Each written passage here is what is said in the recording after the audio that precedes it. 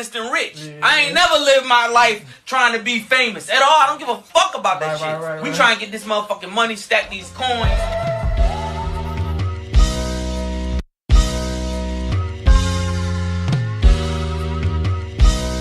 Step back and watch the chef cook. You want 17 birds? Big ring, I play for the 17 birds. Hit my line if you want 17 birds. Big ring, I play for the 17 birds. I know a guy if you want 17 birds. Big ring, I play for the 17 birds. I know a guy if you want 17 birds. Big ring, I play for the 17 birds. Yeah, I'm from the 17th curb. I'm a G, I know how a G17 works. I'm a beast, I done moved grass all on this turf. Before the pandemic, face mask gonna work, yeah. Feast with the guys, glad bag full of work. Used to help Miss Diane with her bags out of church, cause she let us play them steps from the first to the first. It's like we shared clothes, your dirt was my dirt. You don't need to have a foreign, I saw minivan skirts. We had bitches on the bus, I ain't never chased no skirt. Diamond chains cause I'm up, she just think I'm trying to flirt. When the lights hit my chain, all my diamonds do the jerk, yeah. Deep in the rap, don't miss your blessings in the verse. Make him buy a storefront, you're more precious than the purse. If you gotta have that purse, make his ass go berserk. We world champs now, this just come with the perks. Woo! You want 17 birds? Big ring, I play for the 17 birds. Hit my line if you want 17 birds. Big ring, I play for the 17 birds. I know a guy if you want 17 birds. Big ring, I play for the 17 birds. I know a guy if you want 17 birds. Big ring, I play for the 17 birds. They had me 6 hours, I said 17 words. I'm like Shady in the snow, I spun, I'm so superb. A legend still remains when his flesh is in the earth. And if they raid your tomb, may they fall upon a curse. Yeah, this 9 I keep for backup. With this I want a chip, we ran plays. They need to build a statue. Yes, sir. Yes, sir. Yes, sir. Hey, yo, I got the TV on in the background, right? Guess what they playing? They playing that belt the ass NFC Championship. On what? The Eagles belt the ass, so 14-3. Beginning of the second, the Commanders. NFL Network, right? What you watching? Yeah, you know what I'm saying? You know, you tune into the Linc Up. We're on about 4 channels. You know, did y'all miss us, man? It been hard to get the gang together this week. We had to do a Sunday joint. Yeah, you know had to bless you on Mother's Day. What's her name? Coco Golf? Coco Golf on with the fresh braids. I don't know where Tone been at this week. I've been busy. You know what I mean? How y'all feeling though? I'm blessed, man. I feel good, man. I feel good. You know, made it to another Mother's Day, man. My mom 2-year anniversary from getting her new kidney. So we blessed over here, man. We blessed. Yes, sir. Yes, sir. Amen. Happy Mother's Day to Mama Symone. Happy Mother's Day to Mama Symone and Mama Brunson. I don't know where she at, man. She's somewhere spending my money. I sent the money over, right? I ain't heard nothing from my boy all day. That's how it's supposed to be, though. You know, she's running around doing her thing, man. I ain't mad at it, man. Before we start, though, I want to ask y'all something. For sure. You know, I think I'm being taken for granted in these spaces, y'all. I don't know if it's just me, because all I do is simple stuff. I put out a tweet. I say Jalen Hurts better than Lamar Jackson, and it's World War III all on the app. You know what I mean? You know, they told me, they said, hey, man, you need to start tweeting about your team. I put up one joint about the team, and then the nuclear missile dropped. Which one you want? You want me to tweet about the team, or you want me to tweet about the guys who ain't like my team? But you know, I know y'all saw it, though, you know? That's all I've been seeing on the timeline is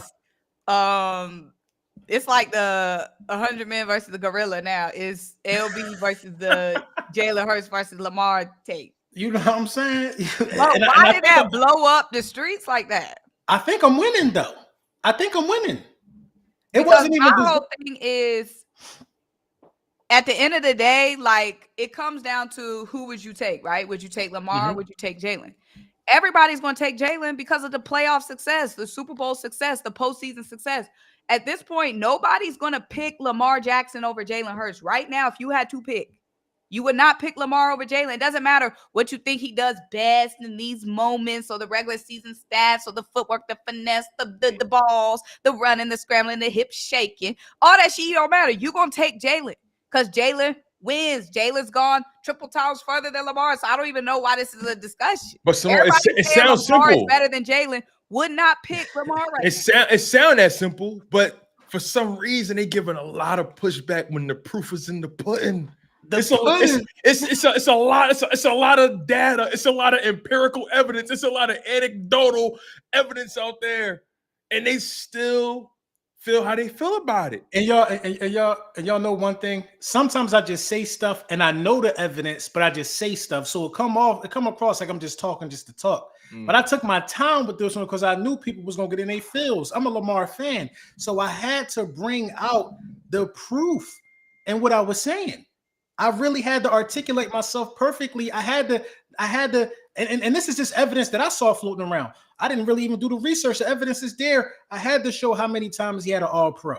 I had to show how many times. Do y'all know Lamar Jackson has had a top 10 defense every year he's been in the league?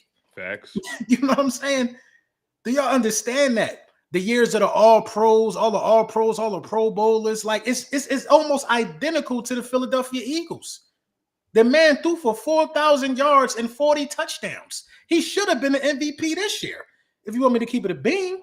Yeah. But, you know, it boils down to the 10 touchdowns and 7 interceptions in the playoffs, the 3-5 record in the playoffs.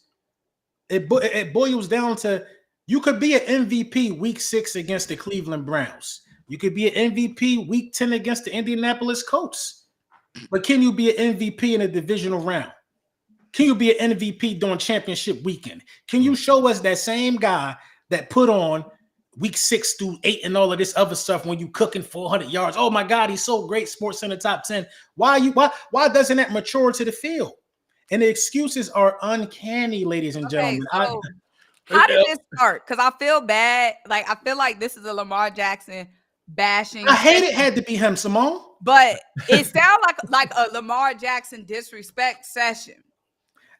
That's not what this is. It's not. I'm wondering, because all I did was open the app and all I'm seeing is Jalen Lamar. When I go back on the quote tweets, it's all bringing me back to you, LB. How did it start?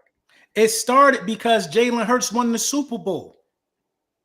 That's how it started. No, but why with Lamar specifically? Like, why is the debate not Jalen versus Joe Burrow or Jalen versus Pat or Jalen versus Matt Stafford? Why? Okay, it can't be Jalen versus Pat because Pat wins Super Bowls. It can't be Jalen versus Stafford because Stafford wins Super Bowls. I'm talking about these guys in the top 5 that everybody talking about.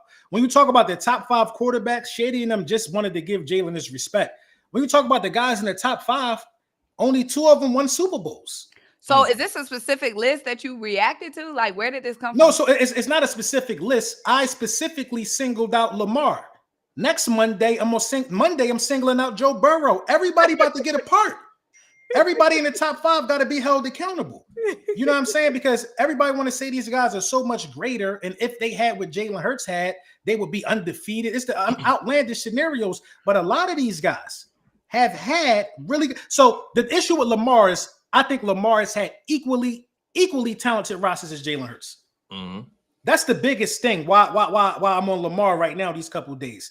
Lamar has had the same amount of talent as Jalen Hurts, man. And guess what, LB, real quick, before you take it a step further, right? Mm-hmm. Even if you want to argue about the talent, right?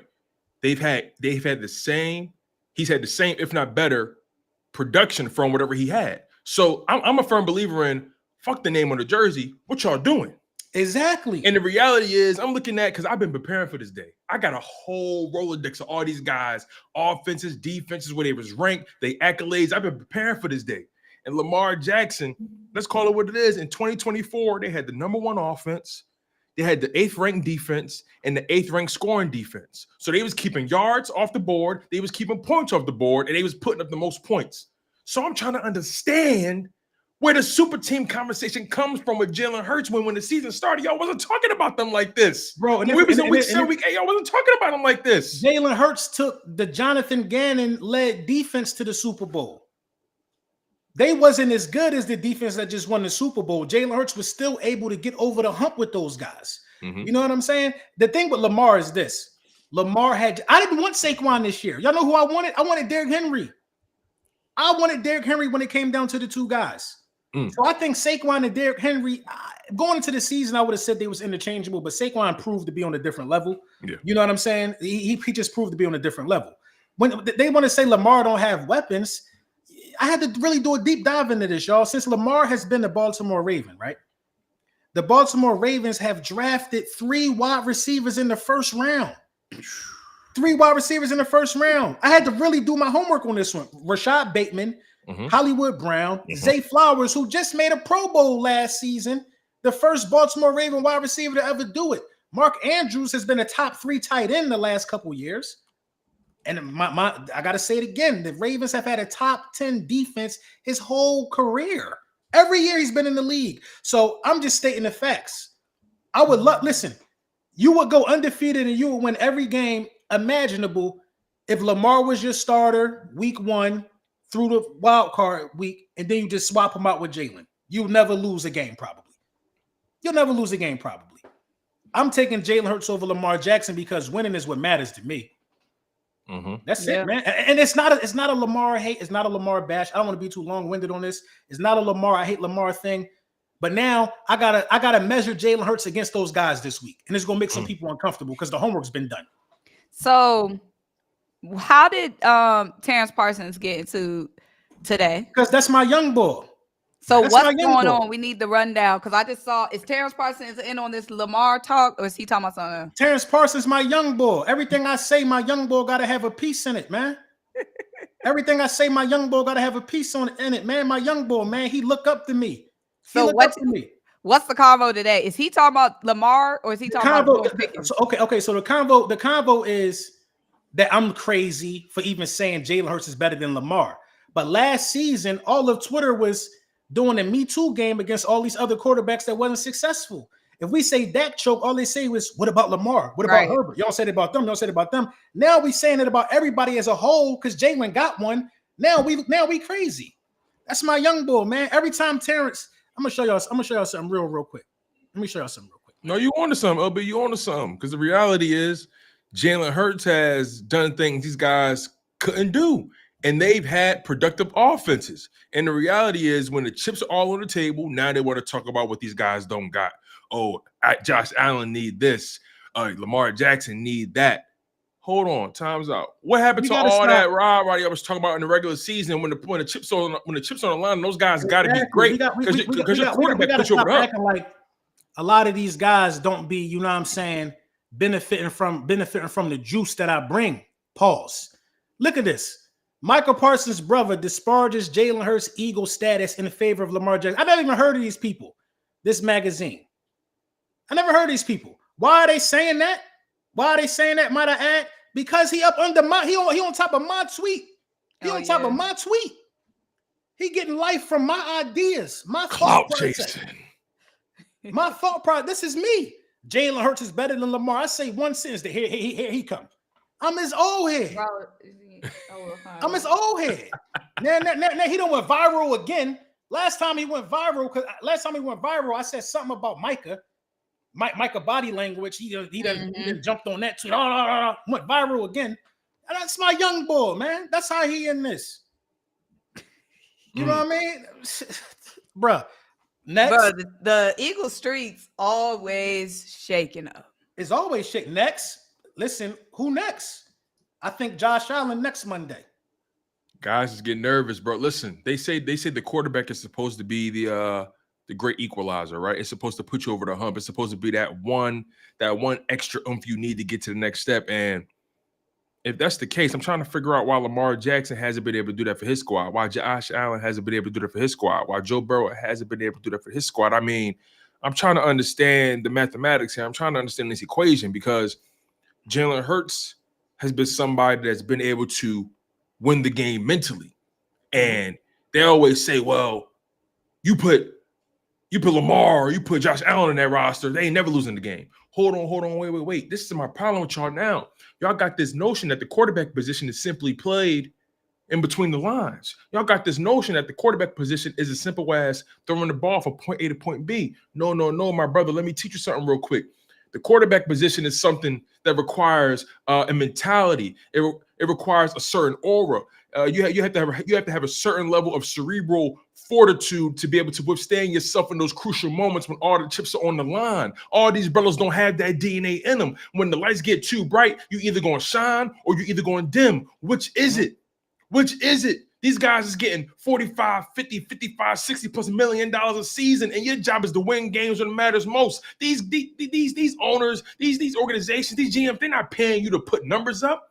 They're not paying you to throw for 4, 5, 6,000 yards. They're not paying you for highlight reels. They're not paying you for your Madden rating. They're paying you to get wins. They're paying you to win the big one. They're paying you to win playoff games. And I'm trying to understand, at what point did not winning football games, at what point did not winning playoff games put you above those who can't?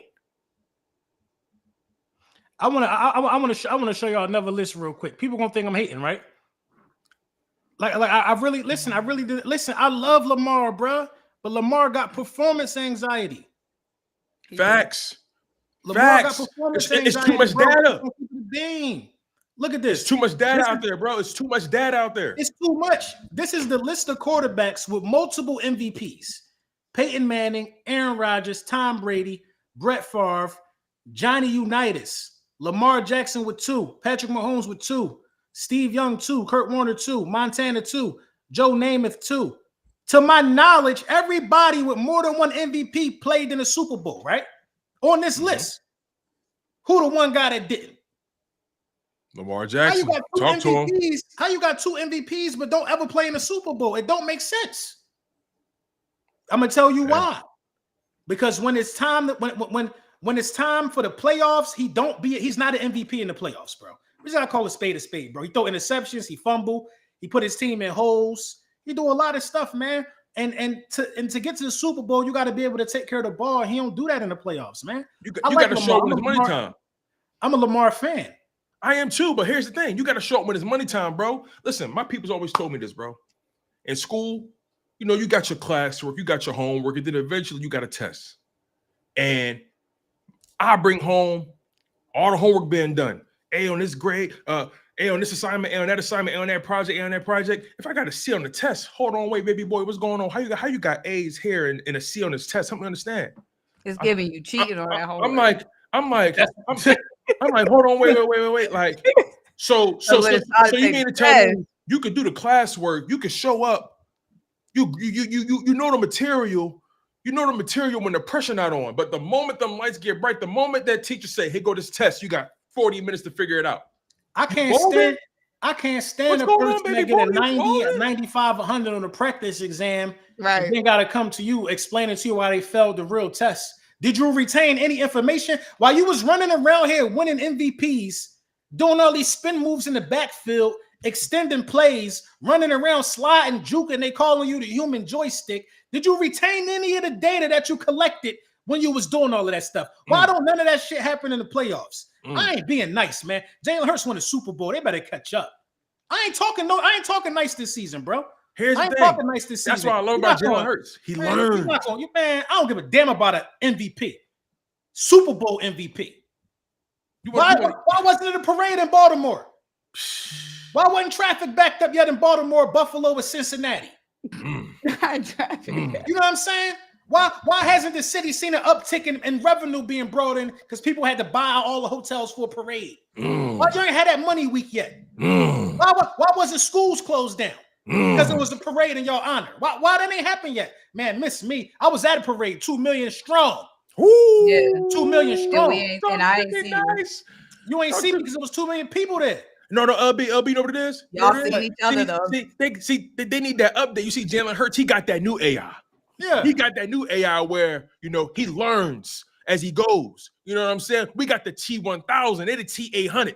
You feel what I'm saying? We talking Terminator shit, liquid metal. Like my ball is the type that he sees the play, he learns the play, he executes the play in the crunch time, in the big time. Jalen Hurts, come on, man. Met Gala, you know what I mean? Dapper Dan type ish. You feel what I'm saying? Like time. That's why they not putting him in no combos. Because of everything else he got going on. They mad. At the Met Gala with fine shit on his arm. Come on, man. Everybody else running around here dressed like vampire in Brooklyn. Everybody was running around here dressed with contact lenses in. I caught some flack from that last week too, because I'm just keeping it tall. Jalen came out there like a man. Suit on, dressed, let his lady steal the show. Everybody else want to be the show. Right. Dudes out there dressed like dressed like Prince Harry and them. Because there was so many dudes. Like, where's your +1? Because it ain't about them. It's about. You know what I'm saying? Like, where's your +1? Where's your wife? Where's your woman? Like, I'm sure she wanted to go to the These dudes want to be supermodels. Joe Burrow kept it thorough, though. I will say that about Burrow. A lot of people say they don't like what he had on. No, I love Joe Burrow. Joe Burrow was dressed for the prom. Okay, the theme was tailored. His fit was loose. I'm okay with that. It was tailored black dandyism. Yeah. But it's not on theme. It's a cute fit, but it's not on theme. It's cute for the tunnel walk. I'm cool with that because Jalen Taylor. How you gonna come up with something loose? But dog, it was somebody dressed. Somebody was dressed like a Burrow was dressed like he was going to the Jay-Z.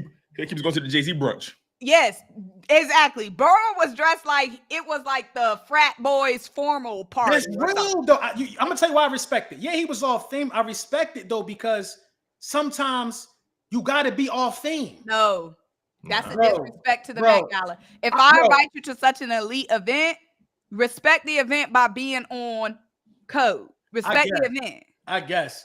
You know what I'm saying? Maybe, listen, man, I seen dudes. He act like he ain't never been nowhere before, which is fine. Next time, come on theme. Next time, come on theme. Next time, I'm cool. Come on theme, man. I just seen dudes out there. Dudes out there had on blouses. They had on blouses. Oh, you know, you talking about Jettas. Oh my! I forgot about him. He looked like he was about to have a sword fight with George Washington. I'm like, what are we doing? What are we doing? Respectfully, what are we doing? No, I ain't gonna lie. You know who bodied that shit though? You know who bodied it though? Stephon Diggs. He bodied that. But Stephon Diggs have on. I'm gonna tell you what I think bodied it though. I think Pusha bodied it. I think Pusha T bodied it. Stephon was looking like Coming to America. My man had the all black suit on with the animal hanging on him. That's what Stephon do though. That's what Stephon do. Yeah. I think Pusha T bodied it. I think Jalen bodied it. Jalen bodied it. Bree bodied it. Hairstyle, everything on theme, tailored, fit. Yeah, Bree did her thing. You know what I'm saying? I ain't mad at that, but. Listen, man, they hate the quarterback because he out there putting on, man. Let me read this super chat because I have no idea what he's talking about. Stiz, thanks for the $5.99. He said, can y'all please talk about Chase Daniels and his buffoonery comments? I'm sure you guys heard. What Chase Daniels talking about? So ain't nobody here to hear no Chase Daniels. I want to know what he said. So basically, make a long I don't want to know what he said. You know, they basically was talking about irrelevant. So top 5 rankings came out and Jalen Hurts made the top 5. And, you know, Acho was like, the data say he a top 5 quarterback. Shady said the data say he a top 5 quarterback. James Jones even said the data say he a top 5 quarterback. Chase Daniel basically said, nah, fuck the data. He not a top 5 quarterback. He not as talented as those guys. And they all was like, hold on, wait, we're not talking about talent though. This is a whole different list. We're talking about a top 5 quarterback. The top 5 quarterbacks in the game that have done the most in this game, that have accomplished the most in this game, the quarterbacks you want in this game to win football games. We ain't talking about talent. He kept trying to flip the topic. They said, hold on, wait, this is top 5 quarterbacks in the game, not most talented. So basically, he kept trying to disparage Jalen Hurts and say that, you know, he had a super team and, you know, Jalen Hurts, when you watch the tape, all they kept saying was, yo, fuck the tape. The ball wins games. He's a Super Bowl champion, MVP. What are you talking about the tape? The tape, all that tape you watch is just Herbert lost them. He ain't got no playoff wins. It's giving hard R. Don't get me started. It's giving hard R. I ain't gonna go there on him. Because y'all already know. You know who more talented than Jalen Hurts? Derek Carr. He just retired without a single playoff win. Not. Come on, man. First of all, I would have to just give it one more go to just get that playoff win. He had to get surgery. Like even if I was riding the bench, I'm gonna have that on my notch. On my Wikipedia page, it's gonna have at least one playoff win on my week. My man didn't even win a playoff game. Chase Daniels is a notorious hater, man. He hates. Oh, that's his brother? No. Who you talking about? Why are we talking about Derek Carr with Chase? No, I'm just making. Wait, who was Derek Carr's brother? Didn't he have somebody brother? It was David. It was David and Derek. Yeah, it was David and Derek. And David was talking. Wasn't he talking crazy too? Wasn't he saying something about Jalen Hurts? I'm talking about Derek Carr because Derek Carr, I believe, is talented to a degree, and he never won a playoff game. I'm just here to say that the talent stuff. Aaron Rodgers is more talented than Tom Brady. Facts. Aaron Rodgers is more talented than Tom Brady. That's fact. Aaron Rodgers has been a one playoff game. I mean, Aaron Rodgers only been to the Super Bowl one time for as great as Aaron Rodgers is. Drew Brees was wildly talented, only won one Super Bowl. Only been to one. Jalen Hurts been to 2 Super Bowls, bro. That is not by accident, man. I don't care about what you think about any of these other guys. That's not by accident, bro. These guys be super talented. James Harden talented. What happens when it's time to play in the playoffs? Talent. Both cars are parked in the garage for good. That's funny. Talent don't. Let me take this. Yeah, go ahead. Like talent don't get you the wins. Talent's don't get you the wins. Talent doesn't help you make that decision on 4th and 3 when you gotta have it, Symone. You feel what I'm saying? Like talent don't put you in a position where, hey, 3rd and goal, you gotta have it scored. Talent don't do that. Decision making does that. Like we said, talent versus performance. You know what I'm saying? You got all that potential. You can do all that. Yeah. But can you perform when it's time? What you do when it's time to perform, when it's time to win? Where that talent at then? Because just because you got the talent don't mean you could always execute. Simple as that. That's the thing. Like people gotta understand. Like this whole talent conversation that they keep having, it's moot. What he got going on? He cheesing kind of hard over there. Got that Kentucky Derby call. He got that face like what you got on. That what color is it? Oh yeah. Oh, hold on. I'm on the Linc Up. Yeah, I'm on the Linc Up. You know the Linc Up. I do that every week. You got that. You got that thing on I bought you. Oh, all right. Shout out to LB, man, holding it down. My bad. Just cheesing, boy, face breaking. But what was we talking about? Chase Daniels a hater. But what I'm saying is, stop bringing up Chase Daniels.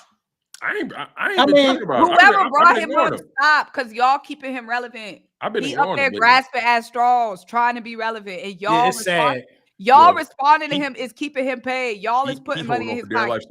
Like it's crazy. Like everybody on that panel. Again, I don't watch the show no more. I completely fell off on that show. It's one of those situations where somebody got to be the bad guy. It's national TV. Somebody got to be the bad guy. Somebody chooses to be the bad guy.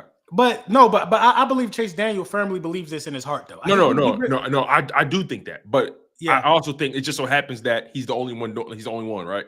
Right. You know what I mean? And you could see during the season, everybody had critiques about Jalen because Jalen wasn't asked to do a lot. But when he was asked to do what he had to do, I'm looking at the championship game right now, scanning the field, died. Jalen was a dog last year, bro. A dog, man. Man, shout out Carlos Rosado. He said Jalen Hurts, since he's been a starter, is the only one in the top 5 that's top 3 in QBR, completion percentage, yards per pass, rushing touchdowns, and 39 and 12 as a starter. We already know what we got in a quarterback, man. You know what I'm saying? We already know what we got, man.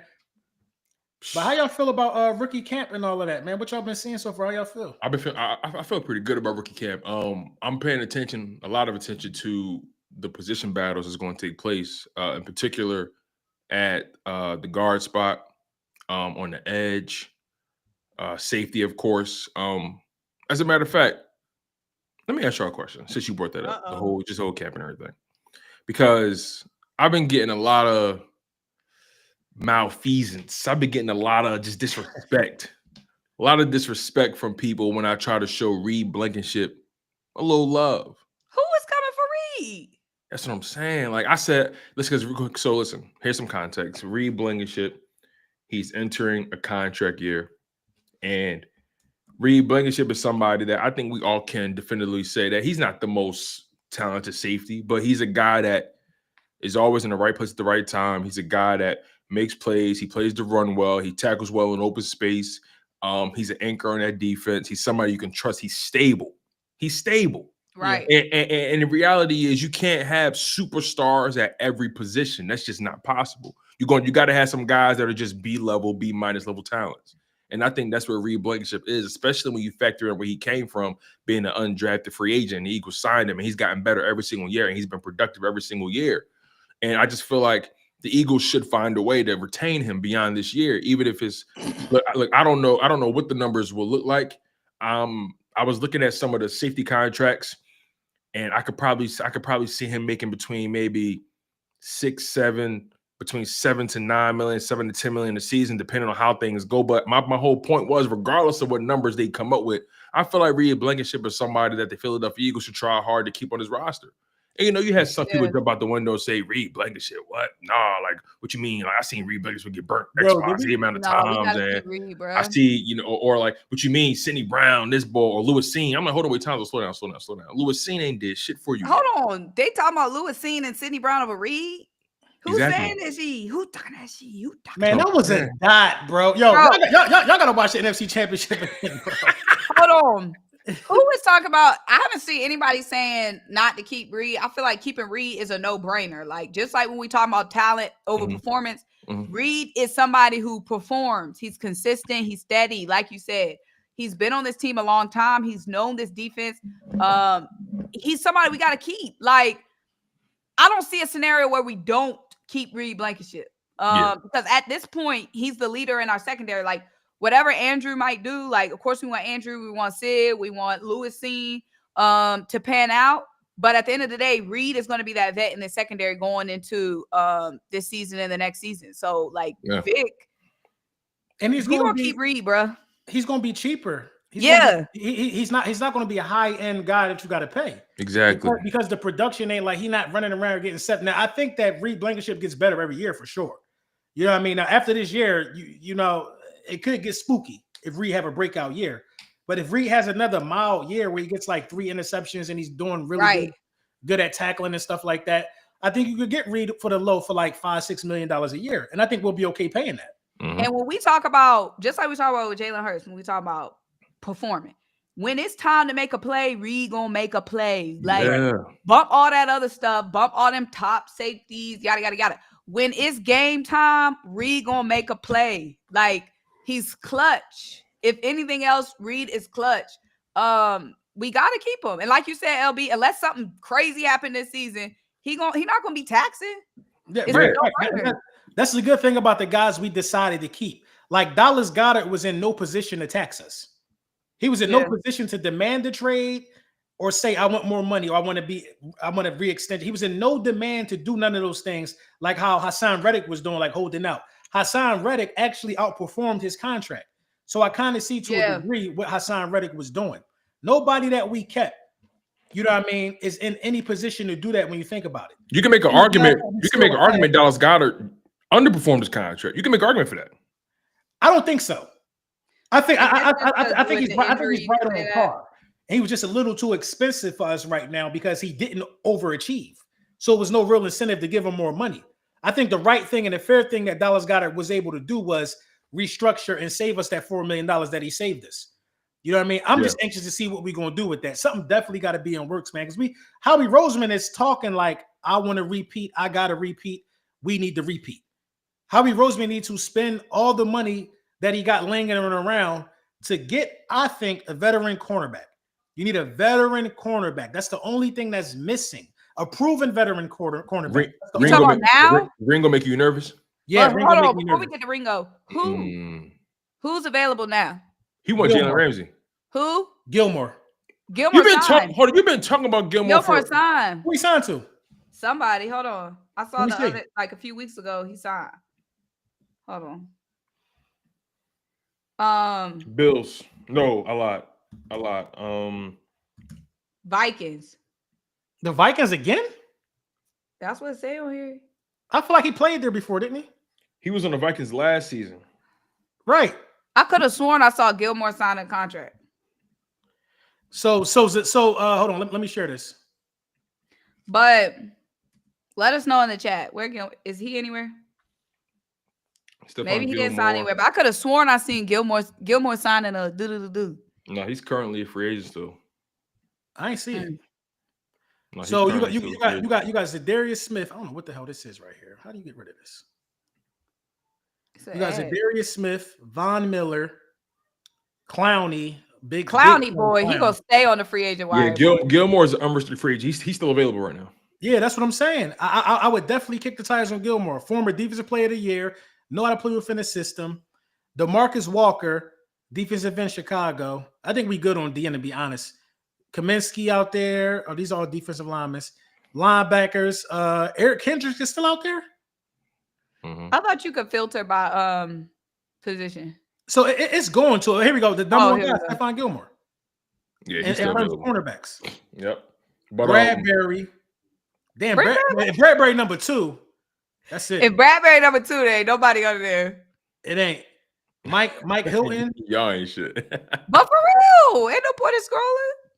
I mean, you feel me? I would. You gotta go. Justin Simmons is a guy you could look at too, but I mean, it's not a corner, but you got to get a veteran cornerback, bro. I'm not sold on Keely Ringo. But there's nobody like at this point besides Gilmore. We got an old head already in there, in the Dory Jackson. Here's the thing. You at some point you have to let. He's a bum though. You got to let Keely get a shot though. He had like you had him. Bro, we don't gotta let him get a shot. I'm gonna tell you why. I don't think you gotta let him get his shot because he couldn't even beat out Isaiah Rodgers. Hold on, Slay and Rodgers, bro. I'm saying Adoree is a veteran presence, is what I'm saying. Like you're saying, I did say saying bring in Gilmore for veteran presence. I'm saying we got an old head in there. That's what I mean. I said a proven veteran presence, a veteran with some cachet. Adoree Jackson is a veteran who's just been getting beat for years. You know what I'm saying? I'm willing to bet on Ringo. I'm willing to bet on Ringo this year. I am. I like Ringo because Ringo does tackle. Because here's my thing about Ringo, right? To me, it feels like the temperature has changed on Ringo, and he really hasn't done anything for that to happen. Like, yeah, Isaiah Rodgers did beat him out, but Isaiah Rodgers was a guy who was starting. Let's not forget. Let's not forget. Rodgers was starting in Indianapolis. He was a guy that was getting starter reps. You know what I mean? Like he was a guy that had kind of proven that he could play this game. So I think he beat him out based off experience. That speed was undeniable, and I think I do think he had better technique at the time. I do believe that. So I'm not going to act like Isaiah Rodgers didn't beat him out legitimately, but I think Ringo entering year 3, I think it's about time we give him that Nakobe Dean grace. Like Nakobe Dean entered year 3 and he finally showed out and did what he did. I think Keely Ringo, this is an important time. The Eagles have shown you with their actions that they clearing the runway for him to earn that spot. Now they ain't giving it to him, but they've cleared the runway so he can earn that spot. But if they are becoming a little nervous about that position, best believe in training camp, they're gonna make a play for somebody. But I believe letting Darius Slay walk, letting Isaiah Rodgers walk for the amount of money he walked for, they could have paid him that. But they let him walk. Why? Because they look at Ringo, they look at the measurables, they look at the speed, they look at the tackling ability, and they believe that this kid with the right coaching is somebody that can take it to the next level. It's one thing that I don't like. Okay, here they go. Hold on. I'm watching the NFC Championship back. I'm listening to what y'all saying. I'm watching it though, right? Mm-hmm. AJ was really about to put boots on Lattimore, right? And it was AJ with like 5 people around him after that push touchdown. Jalen Hurts was phenomenal in this game, bro. I got to really break this down one day. But yeah, I need a veteran, bro. I think, like you said, it's given. The signs are pointing that the Eagles, Vic Fangio, they rocking with Ringo. Like the signs are pointing to that. But they also hedged their bet. They've also hedged their bet by signing Adoree Jackson. They hedged their bet. Also, like LB said, Adoree Jackson is. I mean, we'll see what he do, but Adoree Jackson is not certified. That means like he fighting. Yeah. So if you keep a Slay, that means Ringo ain't ready. If you keep a Rodgers, that means Ringo ain't ready. If you bring in a Jalen Ramsey, that means Ringo ain't ready. But since we didn't do none of that, it's given they're trusting Ringo. So I do think Vic Fangio, the Eagles, they're like Ringo is ready. And obviously they seeing we ain't seeing everything they seeing, we ain't seeing. But maybe Ringo took a big jump. This one I'll say Ringo was ready because I was fooled by the Ringo bait before.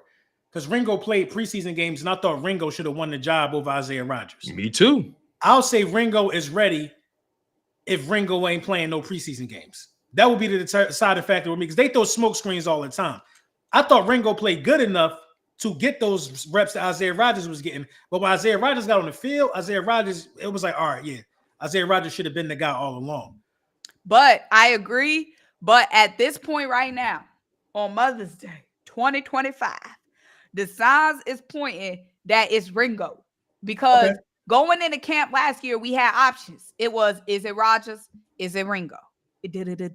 We had Rodgers, who was starting caliber, we assumed was coming in being the starter, started before Young in his prime, been waiting. You know what I'm saying? And then it was Ringo who popped up at camp. We like, hold on, Ringo. You know what I mean? This time it's Ringo and Adoree Jackson, who you just said been getting cooked his whole career. So right now it looked like the runway is open for Ringo. Like it is. The runway is definitely open for Ringo, man. It's just as good as Quinyon Mitchell is, a backfield that young. When you're no. Don't get me wrong now, LB. I'm not disagreeing with you when you're saying you want to bring in a veteran. I would feel much more comfortable bringing in a veteran too. Right. Don't get me wrong. I would feel comfortable too bringing in a veteran. I'm just saying it looks like the Eagles are, having faith in Ringo. Is all. He might be the best option for real. He's entering year 3. He's entering year 3. He's a guy that came into the league young. Some people feel like he came out a year too early. On top of that, when he was drafted into a defensive staff that didn't know what the hell they was doing. So damn near you can make an argument that they kind of offset his development. His second season, he comes in, and Vic Fangio's the coach, and he spends a year in that system. Slay's in front of him, Quinyon's in front of him, Isaiah Rodgers in front of him, Cooper DeJean's in front of him. Okay, now Slay's gone, Rodgers gone, Ringo has to earn his way now.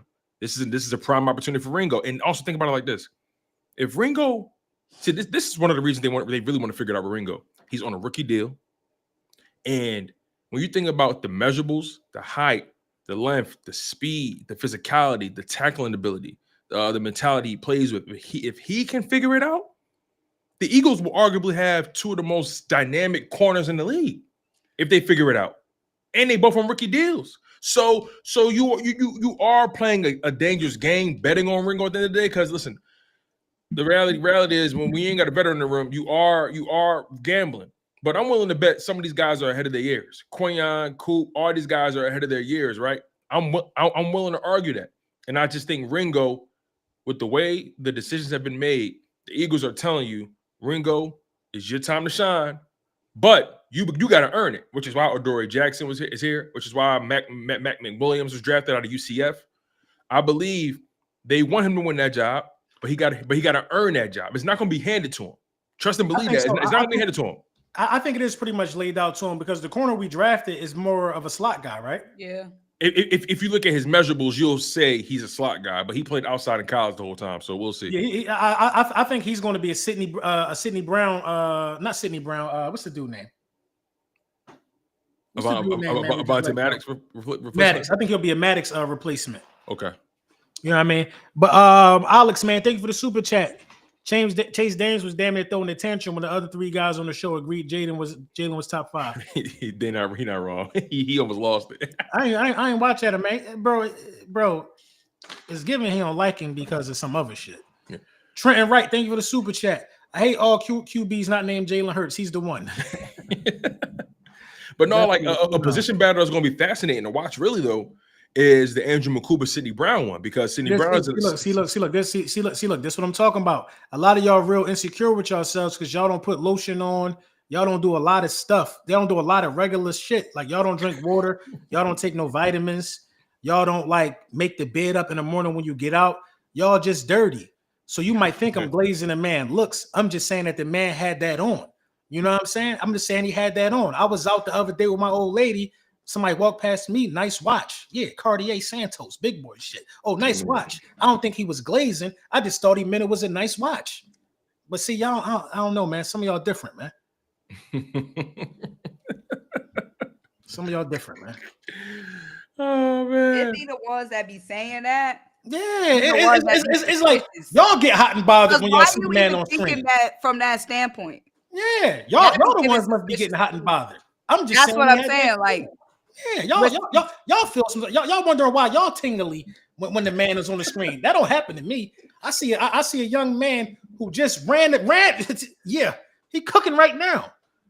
Chef Cook Skinner, man. Thank you for the super. That's my guy, man. The goal is to win a Super Bowl. I don't give a fuck about the top 5. I feel you. I feel him on that. And this is Jaden Daniels fan. I feel him on that. Like, let's be real. Like, we getting besides the point. I'll say this part. Jalen Hurts. There's no contest between Makuba and Sid. All right. Okay, listen. Okay, here's the thing. Shout out to my man Derek Carson fan. But here's the thing about Sydney and Andrew Makuba, right? It's so funny how when people get a new toy, how they treat the old ones.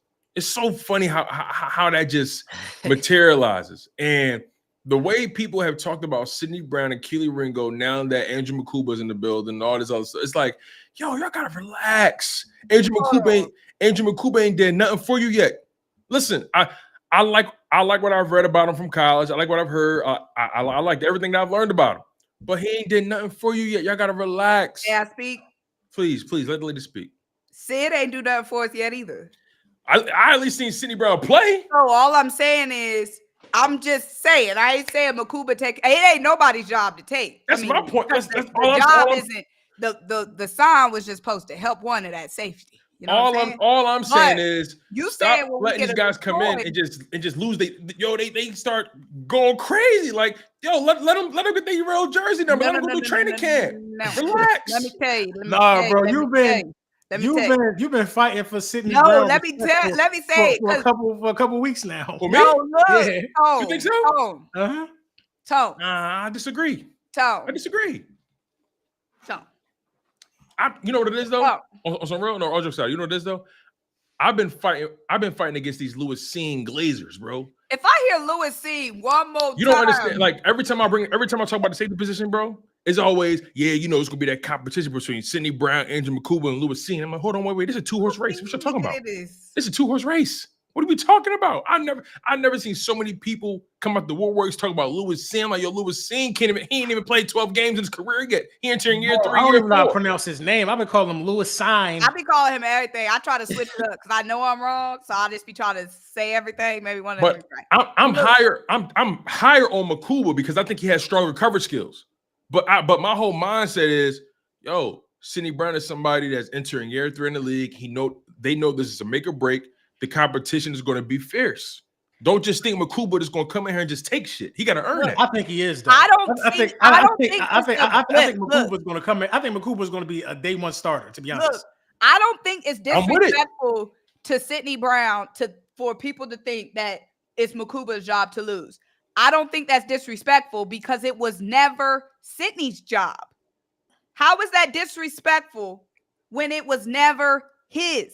Sidney was here before Andrew and never got the job. So how is it disrespectful to Sid to say, hey, the new kid we got to fill this role can have that spot? Mm-hmm. That's not disrespectful to Sid. It was never his. So how is it disrespectful? If Sid was so promising, we wouldn't have took Andrew Makuba. We would have took Makuba number 2. I'm not arguing against that. But also, could they have drafted Makuba because maybe part of their brain is, hey, Reed Blankenship's intern is final year of his contract. We may not resign him. They traded CJGJ, so they lost the body at safety. I'm not discounting that bringing in Makuba directly threatened Sidney Brown. I'm not discounting that. But you also traded CJGJ. You got to reload at that position. Bringing in Makuba threatens everybody. Go ahead, LB. Yeah, go ahead. Go ahead, what? No, you said we all started talking at the same time. You said what I was saying was you needed a safety regardless. Once CJGJ was out the door, you was going to draft a safety regardless. That's what I'm saying. You know what I mean? You was going to draft a safety regardless. You might not have done it at 2. If Sidney Brown, Makuba is one of the best safeties in the draft. Hmm? If Sidney Brown had that spot locked up, if we know it's Reed and Sid, we might not have took safety at 2. Right. You don't take safety that high if you got a guy already. Hold on. Let's slow down for a second because I know y'all believe he was taking that 2, which is technically a fact. But the overall picks aren't that drastic from each other. Now, I do agree with y'all in this regard. It was never Sidney Brown's job to lose. It was never his to lose. I do agree with y'all on that notion. I do agree with that. But Andrew Makuba was taken 64th overall. Sidney Brown was taken 66 overall. That disparity is not crazy. So all I'm trying to say is the value was the same as far as where they were drafted. The value. Yes. Now, taking it further from that, when it comes to training camp and the position battle, yeah, I believe Andrew Makuba has things in his toolkit that makes him a stronger candidate for the position than Sidney Brown, because Sidney Brown, although he plays the game with the physicality, he plays the game with the mentality you like.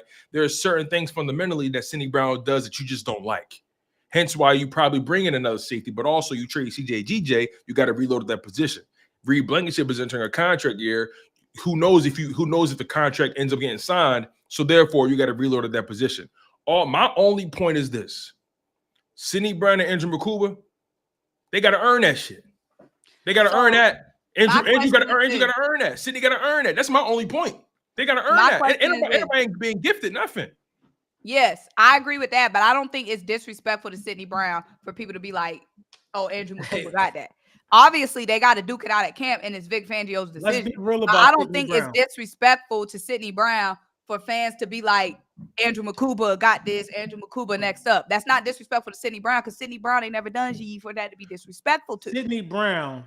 Hold on, LB, because he about to say something rude. Listen, I seen Sidney Brown make plays. Listen, with all due respect, I seen Sidney Brown make plays on special teams. I seen Sidney Brown take the ball away, and that's great. Keep that special. I'm just saying. Like, so, and to your point, you're right. It's technically not disrespectful to Sidney Brown, but people have been disrespecting Sidney Brown to boost up Andrew Makuba, and that's my only thing. That's like, come on, really? We gotta relax. We gotta relax. My question is this. We got to be excited about the youngster, though, because we've seen enough of Sidney Brown to know that. I feel like if you had to place a bet right now, who gonna win that? Who would you place your bet on, Tom? I mean, I told y'all. I said I believe Makuba has the edge. I said that. So then, what's the problem? I told you exactly what the problem was. Like, what I'm speaking Spanglish? Like, no, I'm missing the problem, because I feel like you were saying. So your beef is that just what's your beef? My beef is respect the game. No, don't nobody walk in here and get shit without earning it. Nobody walk in here nobody walk in here and just be handing up because of where they was drafted, who their name is. No, you got to lace up and earn that. Yes, you got to lace up and earn that. Yes, I definitely agree that they got to fight for it. Shoot, come August, Sidney Brown might have that job. But so I don't think that fans being mentally like moved on from Sidney Brown, I don't see as a problem. We have not, for whatever reason, injury, depth, players ahead of him, whatever the reason is. Don't trust that depth chart, by the way. I'm not trusting the depth chart, but Tristan McCollum being ahead at strong safety is kind of weird to me on the depth chart. That's what I'm saying. Like, don't trust it. Use our lads. He been here. You use the Our Lads depth chart, ourlads.com. That's the best depth chart you can use. Because look, they got Bryce Huff out front. Right. That's damn. I forgot we got Azeez Ojulari and Josh. Bro, we loaded up on them outside linebackers. Loaded, bro. We looking real good on outside linebackers. That's where the competition gonna be, boy. Because we got a lot of dudes. That's gonna be a strong. I think you can't be mad at who lose the competition there, because it's gonna be a strong rotation either way, man. Yeah. But I think that thing is probably just going off of how I think it's an alphabetical order or something. I don't know. Because they got all the new guys in the back on here. Yeah, I just posted one in the I don't know if you click on it, but there's the most accurate depth chart is ourlads.com. They do a real good job at utilizing the personnel.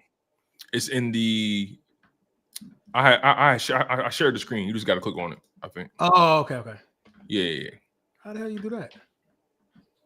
So if you see there, I got a button that says share screen. So if you notice here, I'm gonna zoom in a little bit. Dang, you got me over here driving, and you can drive. We got more than one steering wheel. Well, I can't control the stream, but I can bring stuff on. I can bring stuff, and all you gotta do is bring it up on the screen. But if you notice here, at strong safety, they got Sidney Brown ahead of Tristan McCullum. They got Makuba behind Reed Blankenship.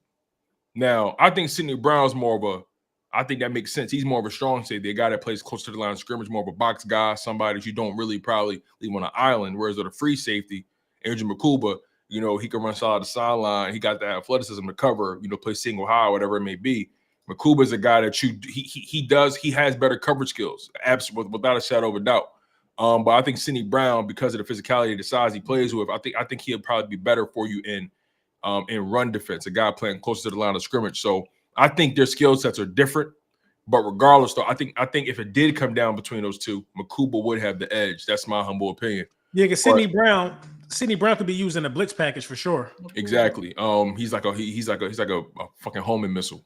But then y'all mentioned something that's real interesting though when it comes to the edge position. That competition is going to be real interesting to watch because as of right now, you got Nolan Smith, Jalix Hunt, Bryce Huff, Azeez Ojulari, Josh Uche, Antoine Powell Ryland Jr., KJ Henry, Patrick Johnson, and O'Shawn Mathis. And honestly, I know some people are in love with Josh Uche. I'm a guy where I feel like this situation is going to be Nolan Smith, Jalix Hunt, Azeez Ojulari, Antoine Powell Ryland, and then we'll find out with Bryce Huff where he ends up because I don't know his future right now. But I think right now my top 4 pass rushers is going to be Nolan, Hunt, Azeez Ojulari, and Powell Ryland, and that's if Azeez stays healthy. Man, I don't know who job Powell Ryland about to take, but he about to take somebody's job, bro. Yeah. I'm telling you, man, he is – I think he like the second coming to BG, man. That's what I see when I look at the tape, a more athletic version of Brandon Graham, bro. You know what I mean? I'm really, really excited for him, man. I'm really, really excited for this guy, man. Anthony Perry said the Cuban missile, that's fire. That's funny. You know what I'm saying? Yeah, my man, guy J62 Moon, he said we have Sid 2 more years, Makuba 4. Team Makuba. I ain't mad. All my thing is when you draft these guys, eventually you got to find out what they are. Eventually you got to find out. And, you know, Sidney Brown entering year 3, Keely Ringo entering year 3. They both are part of that same draft class with Jalen Carter in them. Eventually you got to find out what these guys are. And, you know, the beautiful thing about it all, though, is that we got the perfect coaching staff in the building that's no matter what's going down, they're going to evaluate all these guys and the right people are going to be on the football field. That's the one thing I feel comfortable about. No matter how I feel, no matter how y'all feel, Fangio, Christian Parker, Roy Anderson, Joe Casper, Bobby King, Jeremiah Washburn, you know, Clint Hurt, they all going to make sure the right people are on the football field. Yeah, I ain't mad at that. My guy Anthony Perry, thank you for the super chat. $20 John. He said Vic Fangio isn't allowed a draft pick status to decide who plays. He's not allowing draft pick status to decide who plays. We all thought Devin White was a starter last summer. He was gone by week 3. Let them young boys fight for that spot. That's true, man. I was confused with Devin White, bro. Then it turns out we ain't need him. Right. Anthony Perry, thank you for the super chat. APR is a beast, definitely a beast. That's definitely my go-to guy. And my last word on Sidney Brown. Sidney Brown is a guy who tore his ACL in the last game in 2023, right? It was at the Giants game, right? He tore his ACL. Mm-hmm. So he had a whole off season where he had to focus on rehab, couldn't really focus on really taking in that playbook and really getting on the football field and executing said playbook. He didn't get activated until about week 6, week 7. So he was behind the 8 ball in terms of picking up what everybody else was putting down, if you feel what I'm saying. So I feel like Sidney Brown with a full off season in Vic Fangio's system, he has an opportunity here, and we'll see if he takes advantage of it. We'll see if he takes advantage. That's all. We'll see. Time will tell. Yeah, time definitely gonna tell, man. I'm excited though. That's the beautiful thing. We got talent to play. We got talent to really play with. It's teams that's starving for talent, like the Cowboys. I mean, the Cowboys so desperate they traded for wide receivers that's human crash dummies. Like I'm trying to understand what type of time they on. Like they trading for a 1-year rental, but they not even a contender. That's what contenders do. They and that's another thing they thought I was hating, man. I just was keeping it a bean. Yeah. See, this is what they don't understand over there is that one thing that we have in common here, us three, the Linc Up, is that we know what a championship roster look like. We know what it looked like, you know what I mean? So they could never debate us on what we think could happen because we got the best guess. Listen, man, we went through, I don't think no other team went through the amount of off-season, the amount of season scrutiny, whether it's the quarterback, A.J. Brown reading a book, the coach. They don't think Nick Sirianni's good enough. We went through everything and still was able to win a Super Bowl. Other teams will crash off of that alone, bro. You know what I mean? Other teams will fold, crash, and burn off of that alone, bro. The articles that came out about Hurts and Sirianni, like, I mean, that 2023 all year. That offseason coming off that 2023 season could break most organizations. Yep. We was ready, and we that article about nothing. I forgot about that article. Yeah, we went out there and won Diana the championship. routine. The minute that that was don't throw the ball to Pickens and he wide open in the big game. Did McManus put it out? Yeah. No, remember Diana put out that article too, saying, "Oh, she heard that Nick and Jalen had beef." She put out an article too. Did she now? Yeah. Listen, man, everybody got to put out the thing about their relationship being strained, not the same. I know behind the paywall. I know. Oh, okay. See, I know because she worked for the Athletic, I think, right? Mm-hmm. See, the one I'm talking about is the one everybody saw on ESPN about Tim McManus and Jeremy Fowler. I think that one was really the one that really was pushing the needle. But she did write something. But to your point, like most teams will crumble under this level of pressure in Philadelphia. Everything that Eagles team went through, most teams will crumble, and most teams not built to handle that kind of pressure. Let's just call it what it is. So when you saw the Eagles do what they did and still deal with all that stuff going into training camp, they didn't call us a super team. They didn't have us winning the division. They didn't have us making it out of the wild card or divisional rank. Like they ain't had none of that. They said Jalen Hurts was done. They said he was a one-hit wonder. They said AJ Brown was a crash out. They said Saquon Barkley's knees are cooked. They said all of that. And lo and behold, we did what we did. So my whole thing is the Cowboys, I understand that y'all think y'all making the right decision for y'all and trading for George Pickens, because this ain't got nothing to do with his talent, if we're being honest. George Pickens is a talented brother. One of the most talented receivers in football. One of the most talented 25 under 25. You feel what I'm saying? So it's my problem with the Cowboys in this move is that you think you're further or closer than what you really are. You think you actually are in the building when in reality you just on the curb hoping for an invite. You just got out the Uber. You just got out the Uber, still trying to figure out if you could cover that shit. Right. You still looking for your ID. You're still waiting for the cash to come through. Like my problem with it is they acting like we wrong for pointing out the very obvious character flaws. First of all, if Mike Tomlin is selling a wide receiver, the rule books say you don't buy. Why would you buy anything Mike Tomlin is selling in terms of wide receivers? Think about it, bro. Antonio Brown, yeah, he was selling him too. Look how that ended up. There was another one. Was it Martavius Bryant? Martavius Bryant, he was selling him too. Didn't the Cowboys buy that one too? At some point, yeah, I think so. Yeah, I think he was over there too. It was another one too. It was a couple of them, but hey, man, to each his own, man. To each his own, man. The thing is, it's crazy. Go, Symone. The little boys. There was nothing there was no one body. There was no one person they was going to bring in to push some needle. So you got some extra yards in the game. You got maybe about 3 more first downs in the game and 15 penalties. Taking that G back. My man got 10 fines he's still paying for. Damn, that Jordan Davis sack on JD was crazy, right? That joke was crazy, yeah. That was crazy right there, bro. They got him in third and 20. Ass. But yeah, there was nothing Dallas was going. There was no one move. Dallas, y'all need a lot of moves, okay? And GP won it. We already know. We just waiting for the inevitable. Come on, man. Here we go. Just Lolo Jones with him. Lolo Jones, a $2 super chat. He said, "Y'all acting like casuals. Brown the dog, Ringo too." Yeah, maybe dogs in mentality, but they got to prove it on the football field consistently. Mm-hmm. You know, we ain't questioning their mentality. We ain't questioning their heart. Nothing, bro. Thank you for the super chat, bro. You running around saying anybody a dog.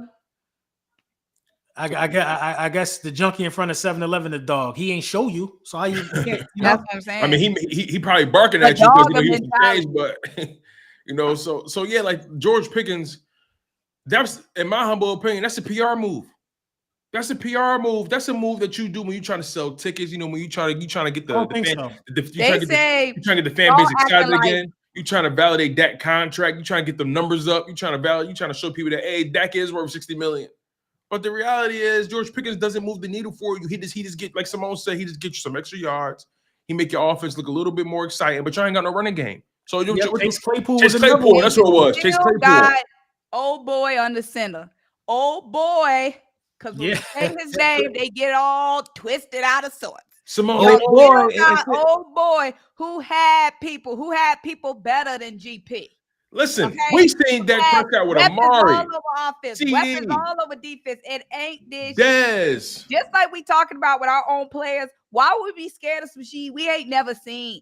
We have never been given a reason to be scared of a team led by online. They online right now crashing out because they think that they wide receiver combination is ranked too low. I think a lot of people got them like the 8th best duo in the league, and they're like 8th best. Oh my god, we ain't never see it. You lucky you're in the top 10. It could just flat out be bad. Right.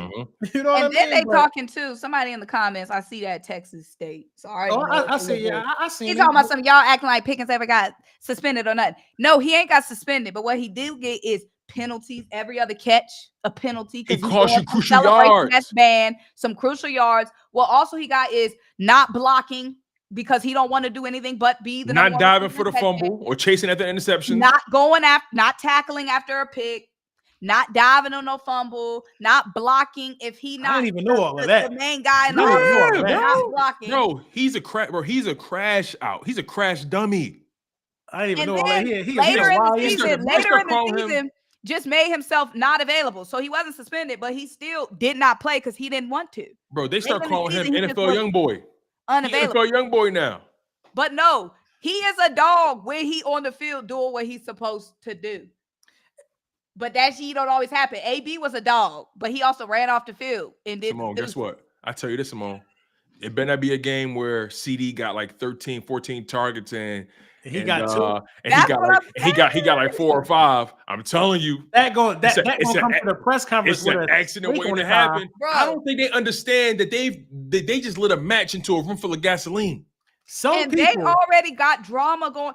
That is not the place for someone to go rehab right now. Some people, if you are a player that is disgruntled, you got a reputation of being a little diva on the field. That is not the rehab facility to go to. Dallas got their old drama they trying to iron out. And you're in the contract year, Symone. He in the contract year.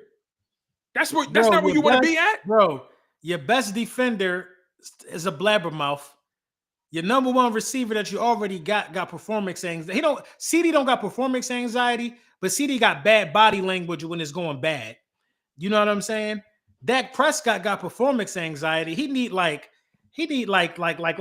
quarterback version of, I don't know what pill help you get the job done. I ain't trying to say Viagra, but like they need a limitless pill. They need something. No, he need a sports honey pack. You know what it is? Sports version of a honey pack. He need a nootropic. You know what I mean, to keep them nerves down. Yeah, my man need a cigarette. Dak need a cigarette before every snap. Crying, scaredy cat. He need a cigarette, and then you bring in this crash out. But the worst thing you could do to a crash out is give him a microphone and put him in the craziest shit in them interviews. Is crashing out right now. Let's not act like they didn't have all this. He crashed out. He on the airplane crashing out on Pittsburgh fans. You don't even play there no more. You're right. I saw that. Now, they did say that was an AI. Come on. No, I'm gonna say it's AI because nobody can bring it back to the original post. They said he commented this on the post, but nobody will show the original post. What post? It's just a snapshot of a comment. Got it. But under what post? But guess what though? I thought it was real at first too, but after doing my digging, it's not real. But here's the thing though. When your resume is what it is, when your track record is what it is, how can we believe? AJ Brown was cooking. It's like calling the boy that called Wolf. Yeah, man. Look, listen. I pray for him. You know, I hope. Pickens already trying to do the good thing, right? He said, "Listen, I'm not coming in looking for a contract. I'm just trying to play ball." He trying, y'all. He trying. He trying to be a citizen. But it's NFL young boy. It's only a matter of time for that boy end up clink, clink, clink, clink. It's only a matter of time. It's only a matter of time. He gonna come to the game. He gonna steal that. I'm telling you, bro. And then you got Micah in the contract. They didn't even pay Micah yet. I don't know. And I don't know how that's going to turn out for them, bro. I have no idea how this is about to turn out. Guess what? I'm about to really shake it up a little bit. Now, y'all know the whole situation between Micah and his agency versus Jerry Jones, right? Right. Y'all know, I don't know if y'all noticed, but George Pickens is signed to the same agency that Micah Parsons is. Michael's going to have to leave some money on the table. Same agency, but just different agents. You know what I'm saying? But same agency. But you know them guys in the hallways got you, Mo. You know them guys in the hallways, they walk past and they say, "Hey, listen, Jerry don't get the deal done." You know what I'm saying? So listen, man. I mean, that's all I'm gonna say. All I know was Micah, George Pickens got the same agency. You know, people talking in these small office buildings, man. You know, both of them guys looking for a big payday. I want Micah to get every penny. I want him to whack them niggas. Symone, don't you got a dip, Symone? Oh yeah, I was about to say, peace out, y'all. All right, y'all. She gonna be back on the next hold episode. Hold it down, PLP. Hold it down. All if there's any simps here for her, she'll be back, man. Boy, bye. Yo, you the big, yo. He said he'll be back, man. Yo, watch the viewers just drop. Right. Watch. Y'all gonna leave us because Symone left us. But I don't think it's a bad move. I think they needed a wide receiver. In theory, it's not a bad move. In theory, it's not a bad move. I think they definitely needed a wide receiver. Also, at the same time, though, I feel like that was kind of one of the only options they had left. I think the perfect option was Keenan Allen. I think Keenan Allen would have took them to another level, bro. Interesting. I think Keenan Allen would have took them to another level. A route running technician, Dak likes those type of guys. You know what I mean? Then with CD, the perfect complement. Like Pickens is trying to be on CD level. Keenan Allen is trying to win a Super Bowl somewhere. Exactly. You need somebody that's willing to buy into a role. And right. You traded for George Pickens in a contract year with how he carries himself. That guy is not the buy into a role type. He's not. He's trying to earn number one money. And I'm telling you, if he had two or three games in a row where he only got like 4 or 5 targets, watch what happens. In the contract year, niggas get nervous, bro. They get nervous. Big time nervous, you know what I mean? And it's all up to Dak, man. Drew said the Dak sexual is delusional. Dak is ass. I agree. My guy Sam with the super chat said, let's not lie. GP is a dog. Great move for dollars. No, he a dog. No, this ain't about talent. I want people to understand this is not a talent conversation. This is not a talent conversation. It's not. Dog. Okay, so this is the perfect example. The perfect example from what I'm trying to make is Hassan Reddick was immensely talented, but it just ended up not being the right fit for how he wanted to control himself. Lolo Jones said, there's always a tough guy on this joint. Go watch some tape and stop talking. CJ and Slay was both in front of them. Now they not dogs. You could tell you're not listening. That's not what we said. I mean, I don't. Who's being a tough guy? For one, yeah. Your opinion, right? Your opinion is your opinion. Other people's opinion is their opinion. And it's not always a tough guy that's being tough. It's always somebody in their feelings, bro. That's what it sounds like to me. Yeah, it's always somebody in their feelings, man. And that make the conversation kind of weird. Thank you for your super chat, brother. Yeah, appreciate you paying for that. But the reality is, yeah, they dogs in spirit. We know that they dogs in spirit. We know how Sidney Brown and we know how they carry it. They dogs in spirit. We see how they play the game, but they gotta prove that they the dog in terms of the starter, top dog. They gotta prove they top dog. Right. You know what I mean? There's nothing wrong with being a role player on the roster that we got, bro. Making a roster is an honor in itself. Yeah. Making a roster, making the Philadelphia Eagles roster is an honor in itself. I mean, millions of dollars running up and down the field on special teams. Like, come on, man. Yeah, you know what I'm saying? And not even that. You know the one acquisition that walked away from us that really hurt me though, Tone? Who? Oren Burke, bro. That really, really hurt me, bro. Because nobody stood out in the playoffs in the absence of another guy. You need guys that could fill in. To your point, though, was cooking these guys in the NFC Championship game, bro. He was, but he was cooking these guys, bro. To your point about Oren Burks, though, he's somebody that I thought that you could definitely bring back, and they could have brought him back for cheap too. The money we just saved, that's what he got paid. Could definitely brought him back. But here's the thing, right? As an aside to that, actually, as an addition to that, excuse me, Oren Burks coming in doing what he did in the playoffs drastically impacted Nakobe Dean's negotiating power. Drastically. You think so? Yeah. How? Yeah. I can see if we kept him. Here's why. Now, obviously, he's not here, but here's why. Nakobe did what he did all year long with Zach Bond, and I think Nakobe had a phenomenal season. I'm super proud of Nakobe, and I'm happy for Nakobe, and I think Nakobe is going to be the starter when he gets healthy, right? I think Nakobe, whenever he comes back, week 5, week 6, week 7, I think he goes back to being the starter. So this isn't a slight on Nakobe Dean's talent. I want people to hear me and hear me clearly. This isn't a slight on Nakobe Dean's talent or what he did in year 3. He was phenomenal in year 3, and he should be a starter when he comes back. But I don't think he got that job back, bro. But now you low key leaning towards my point. But the reality is, he gets hurt. Oren Burks comes in. That defense did not drop off at all. It actually got better. He said it, not me. He said it, not me. It actually got better, bro, because he said it, not me. Oren Burks was peanut punching balls out. I think did Oren Burks get an interception? He forced a fumble in the NFC Championship game, the game you're watching right now. Yeah, Oren Burks was different, man. And I don't think he gets that job back because if Jahad Campbell starts in next to Zach Bond. And they drafted Jahad Campbell. They drafted Symone Stanley. Now, not only does Nakobe Dean have to beat injury or recover from injury, now he has to face the uphill battle of Jahad Campbell being in the building, Symone Stanley being in the building, Jeremiah Trotter Jr. is still in the building. Yeah. So he's fighting a few different battles on a few different fronts. Mm-hmm. And it doesn't help that Oren Burks coming in, doing what he did in the playoffs, and the defense didn't drop off. That also doesn't help either. So now the Eagles have, when it comes to negotiating contractually, the Eagles hold all the leverage because of the injury, because Oren Burks came in and did what he did, because they drafted guys and hedged their bet at that position. The Eagles hold all the leverage at the negotiating table. Now, Nakobe either got to take what they offer or gamble in the open market. Yeah. That's my point. This ain't got nothing to do with his talent. Nakobe, this is the thing. Nakobe would be another guy we'd be able to retain for cheap.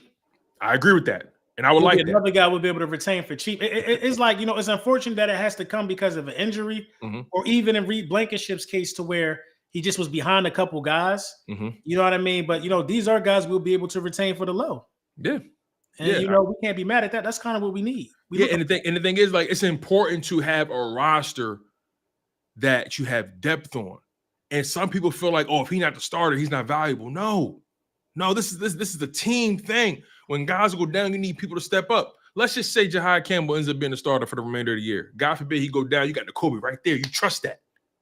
You know what I mean? So, yeah. Look, regardless of how we feel about each particular prospect or each particular player or their standing, this Eagles team is talented. They deep. Bro, they athletic, bro. Are showing on the defense, bro. I just hope we could duplicate that. Yeah, man. That game got you locked, don't it? That game, I may have flashbacks. They pointing, they moving around. Guys really playing. You know what's so crazy? Man. I rewatched that game too, right? And I'm like, yo, Washington really scrambling. Bro, and the biggest misconception of the offseason for me is that Jaden Daniels played well in this game. Like, he wasn't horrible, but he didn't play well. Yeah, he didn't. He didn't look like what everybody tried to push on to us. And I can understand why Eagles fans are having a hard time saying this guy is what everybody else is saying that he is. Because against us, he ain't that. You know what I mean? We got to go high. We got to go against what we see. Yeah. Yeah, we're going to miss CJ, bro. Yeah, and the thing is, right, he didn't take over in that game. He didn't have that gene to take over. Like, okay, I'm taking over. Right. You know how we've seen, regardless how we feel about certain guys, we've seen Josh Allen say, all right, get on my back. I'm taking this. We've seen that before. Yeah, we've seen it. You know what I mean? Like, we ain't seen JD do that in the NFC Championship game. He was just rolling. He was just rolling with whatever was happening. Oh, we fumbled. Oh, well, I'm doing my job. My man was doing pirouettes in the damn end zone. You down 20. Right here. I just saw it. You down the dub in the fourth quarter. I just saw it. You doing pirouettes. 35. I wonder if they went for two right there. They called him slipping on a little read option, but he kept the pass. He cut that joint back. You know, so it's just like the NFC East in general, bro. I think it's our division. It's our division to a further notice. Like y'all, every move y'all make is because of us. You know what I mean? Yeah. Y'all trying to learn from our playbook. You know what I mean? Like I think they got the 2-point conversion here too. Yeah. They really thought they was about to come back, bro. It's funny. Like when I saw Jalen Carter do what he did in that divisional round, I'm like, oh no, it's destiny. They can't. It's destiny. No, man, because if anybody was about to spoil this for us, it was about to be the Rams, bro. They came the closest game, bro. They came the closest. I respect the Rams. God, you talking about sitting? I like the Rams. I think the Rams gonna be good next year, bro. And somebody asked us about the schedule. We can get into that before we get out of here. Yeah. That's going to be. I think that's going to be the first game, bro. I think it's going to be Eagles Rams, bro. Yes, I think that's the game. Everybody's talking about Lions. Everybody talking about. I think it's going to be Eagles Rams. I think that's the game. I think it's going to be Eagles Rams, bro, because they are talking about. They got Devontae Adams, Jared Verse keep talking about how you can't sleep because of the game and all of this. All you think about is the game, that Eagles game. Everybody like, which one, bro? We won it to y'all twice. Mm-hmm. You know what I mean? I think that's I think it's so many games that got potential for blockbuster. The Commanders and the Eagles have potential for blockbuster. The Lions and the Eagles have potential for blockbuster. The Cowboys and the Eagles have a potential for blockbuster. Mm-hmm. The Rams and the Eagles has a potential for blockbuster. Mm-hmm. The Chiefs in the we play the Chiefs in Arrowhead, right? I don't know. That's a good question. I know they want that back in blood. They want that back, but it don't mean nothing though. Because it's a lot of ones that have potential for blockbuster. Treselton Steves, thanks for the super chat. Say Cowboys was trying to trade for Rashad Bateman first. I could see it. Yeah, you said something interesting earlier too, but like. When you brought up the Ravens drafting wide receivers in like those past 4 first rounds, right? Mm-hmm. If you notice, they ain't really hit like that. It's just Zay Flowers and everybody else, really. But that's their fault, though. Right, which is their fault. They've tried, but they can't evaluate talent. My uncle funny as shit. He probably watched that. My Uncle Leroy. So we got like a little family group chat with all the men. He told my son Tim, Keith, LB, my apologies. Got busy today. I forgot to wish y'all a happy Mother's Day. he be drawn, bro. Shout out Uncle Leroy. Shout out Uncle Leroy. Thank you for super chat. Damn, I hate Kobe got injured. He was the uprock. He was on the uprock too. Great player, plagued by injuries. Yeah, it's not over for him too, man. This is the thing, bro. I don't want to show y'all my knee, but I have torn my patella tendon. I tore my patella tendon. I am still not the same, bro. I tore my patella tendon like 2018, 2017, bro. Like 6 years ago, bro. Now, granted, I haven't been rehabbing like I'm trying to play linebacker again. Right. But I am active. You know what I mean? I am active. You know what I mean? Every day, 5 a.m, I'm in the gym in most cases. If I'm not there at 5, I'm there at 4 or something like that. That shit is brutal, bro. When you tear patella tendon, bro, it's brutal, bro. It's brutal. I don't like how some people like their fandom blinds them from certain realities that come with this game, and that injury is not going to be easy for him to bounce back from. I'm not saying it's impossible, but it's a challenging injury, and especially when it happened. It happened in January. So it's not going to be just N'Kobe going to have to get back in shape. He's going to have to, get back into the flow of the playbook. And, he's a smart player. I trust he can do all those things. But, we're going to see if he feels confident. See, you could heal physically, but mentally, you got to get your confidence back. Planting, cutting, you know what I mean? Driving that foot. Like, it's going to be really interesting to see how he recovers. I think he has the mental fortitude to do so. This is not me questioning his talent, but it's an uphill battle. It's going to be a lot of quad work, bro. Like when you tear your patella tendon, your quad is automatically weaker, almost to the point to where your leg is a little smaller than the other leg. You really got to build that quad back up. That's crazy, man. Yeah, it's going to be a lot of that, but also at the same time, I seen Stephon Diggs.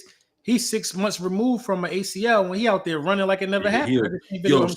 Speaking of workout footage, did you see Aiden Hutchinson? He looked bad. He looked bad, bro. He looked bad. He looked like he's still recovering. Now, granted, what was it? What was his injury? I think what was the Aiden Hutchinson injury? Let me see. Hold on. What was his injury? I don't think it was ACL. I think he had like a quad, a ruptured quad or something. It says here he suffered a season-ending injury specifically. Oh, he had a broken tibia and fibula in his left leg. He broke his leg. He basically broke his leg. Yeah. But bro, the way he had the long sleeve on, had the long black sleeve on his leg, that leg looked heavy. That joint looked heavy, bro. And look, that's obviously he's obviously not a finished product. He's not ready yet, but he just didn't look. I wouldn't put that footage out personally. It's different. So I'd rather break a bone than tear something, right? Ligaments. I feel you on that. Yeah, because them joints they heal back stronger in most cases. He just got to get used to it. A lot of times, so you're talking to a guy that had 2 knee surgeries. I tore my patella tendon on my left knee, and I tore my meniscus on my right knee. You just got to trust the surgery at some point and just go out there and act like it ain't happened, bro. And this all happened while he was in the military. Yeah. It will be on your mind, bro. You just got to be like, all right, the surgery is done. Now I'm gonna take it easy for some time while I'm trying to get the strength back and stuff. But you'll be afraid to tear it again. Like that's always going to be in the back of your mind. You know what I mean? Exo Star, man, he said when Puka caught the ball, I threw my Smitty jersey on the ground. I thought we was finished. Bro, because the more it starts snowing, I got nervous, bro. The more respect I start having for Matthew Stafford, bro. I'm like, dude really can throw, bro. Bro, Matthew Stafford. Matthew Stafford really is elite for real. Bro, he don't get nowhere near the amount of love he should. He don't, man. Matthew Stafford is elite, bro. He one of them. See, Matthew Stafford is one of them guys that he was the guy. He was the man all his life. He one of those rare cases where he was the man all his life. Number one overall pick. The number one overall pick. The man in college, 5-star recruit coming out of high school. Like, he's one of those rare cases where he liked that in real life. No, Joe Burrow was the man all his life. Actually, hold on. Joe Burrow had to leave Ohio State. Remember? Oh, okay. He didn't become the man until his until that 1 year LSU. So he had to leave Ohio State. Jaden Daniels looked like he somewhat was been the man all his life so far. Jaden Daniels transferred, I think, a couple times. Let me make sure I got that right. Jaden Daniels, college career. Hold on. Yeah, Jaden Daniels. He spent his first 3 seasons he spent his first 3 seasons at Arizona State. Then transferred to LSU for his senior season, and he took advantage of the COVID year, and that's how he was able to stay there for 5 years. That's why he's such an old ass rookie. So he wasn't the man the whole like.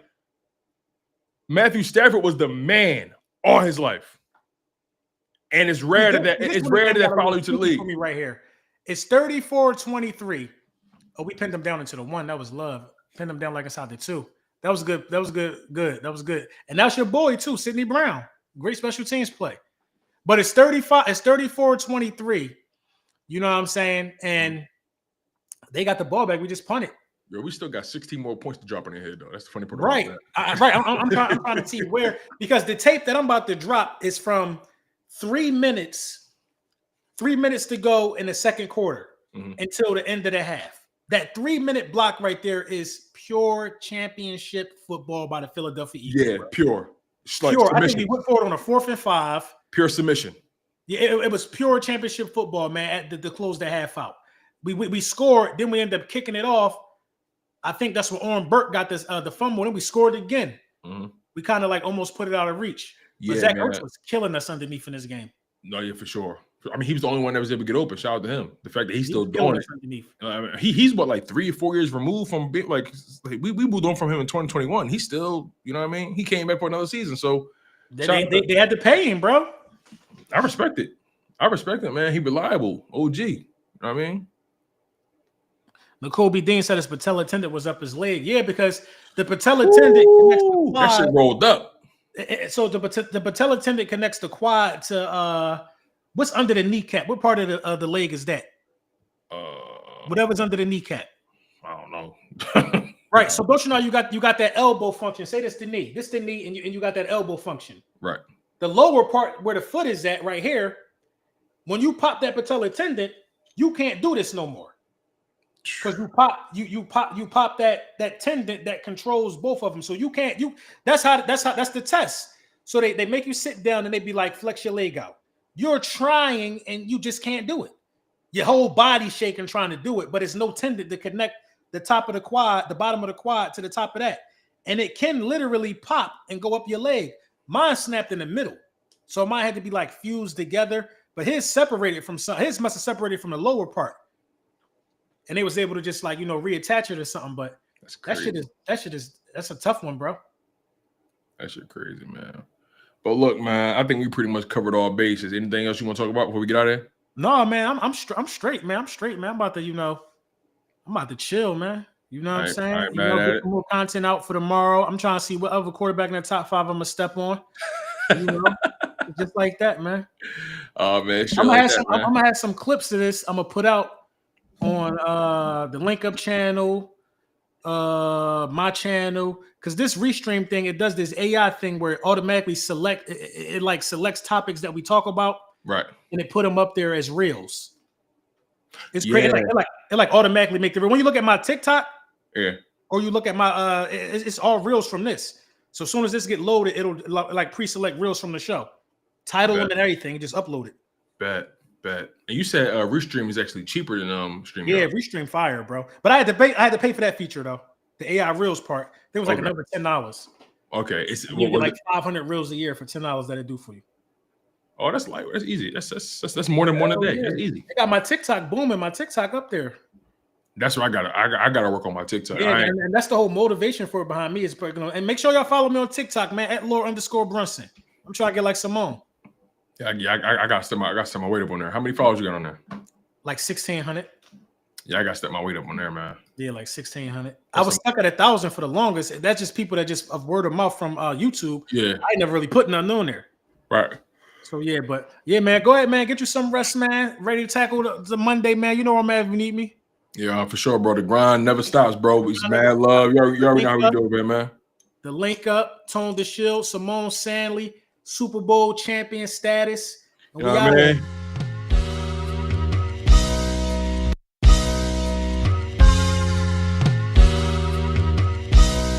Step back and watch the step cook. You want 17 birds? Big ring, I play for the 17 birds. Hit my line if you want 17 birds. Big ring, I play for the 17 birds. I know a guy if you want 17 birds.